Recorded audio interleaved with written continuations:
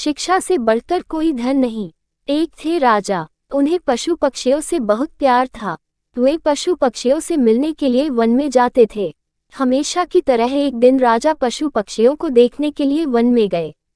अचानक आसमान में बादल छा गए और तेज तेज बारिश होने लगी। बारिश होने के कारण उन्हें ठीक से कुछ दिखाई नहीं दे रहा था। राजा रास्ता भटक गए। रास्ता ढूंढते ढूंढते किसी तरह राजा जंगल के किनारे पहुंच ही गए। भूख प्यास और थकान से बेचैन राजा एक बड़े से पेड़ के नीचे बैठ गए। तभी राजा को उधर से आते हुए 3 बालक दिखाई दिए। राजा ने उन्हें प्यार से अपने पास बुलाया। बच्चों, यहाँ आओ, मेरी बात सुनो। तीनों बालक हंसते खेलते राजा के पास आ गए। तब राजा बोले, मुझे बहुत भूख और प्यास लगी है, क्या मुझे भोजन और पानी मिल सकता है? बालक बोले, पास में ही हमारा घर है, हम अभी जाकर आपके लिए भोजन और पानी लेकर आते हैं, आप बस थोड़ा सा इंतजार कीजिए।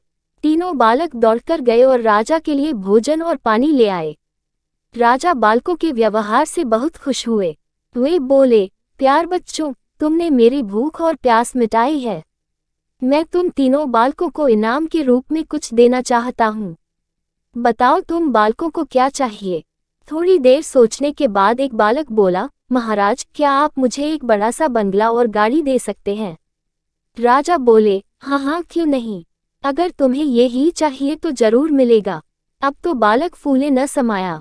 दूसरा बालक भी उछलते हुए बोला, मैं बहुत गरीब हूँ, मुझे धन चाहिए जिससे मैं भी अच्छा खा सकूं, अच्छे अच्छे कपड़े पहन सकूं और खूब मस्ती करूं।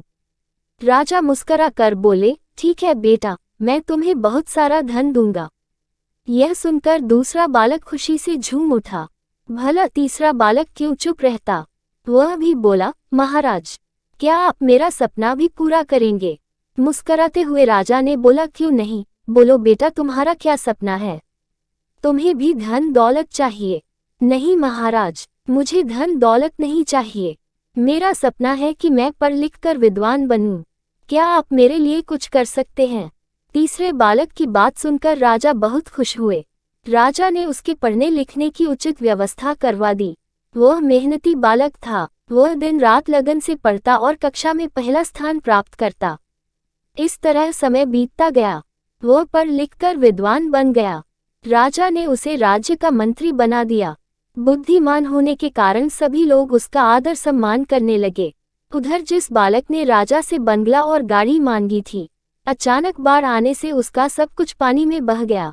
दूसरा बालक भी धन मिलने के बाद कोई काम नहीं करता था, बस दिन भर फिजूल खर्च करके धन को उड़ता और मौज मस्ती करता था। लेकिन रखा धन भला कब तक चलता? एक समय आया कि उसका सारा धन समाप्त हो गया। वह फिर से गरीब हो गया। दोनों बालक उदास होकर अपने मित्र यानी मंत्री से मिलने राजा के दरबार में गए। वे दुखी होकर अपने मित्र से बोले, हमने राजा से इनाम मांगने में बहुत बड़ी भूल की। हमारा धन, बंगला, गाड़ी सब कुछ नष्ट हो गया। हमारे पास अब कुछ नहीं बचा है। मित्र ने समझाते हुए कहा, किसी के भी पास धन दौलत हमेशा नहीं रहता। धन तो आता जाता रहता है, सिर्फ शिक्षा है जो हमेशा हमारे पास रहती है। धन से नहीं बल्कि शिक्षा से ही हम धनवान बनते हैं। दोनों बालकों को अपनी गलती पर बहुत पछतावा हुआ। उन्होंने तय किया कि हम भी मेहनत और लगन से पढ़ाई करेंगे और अपने जीवन को सुखी बनाएंगे।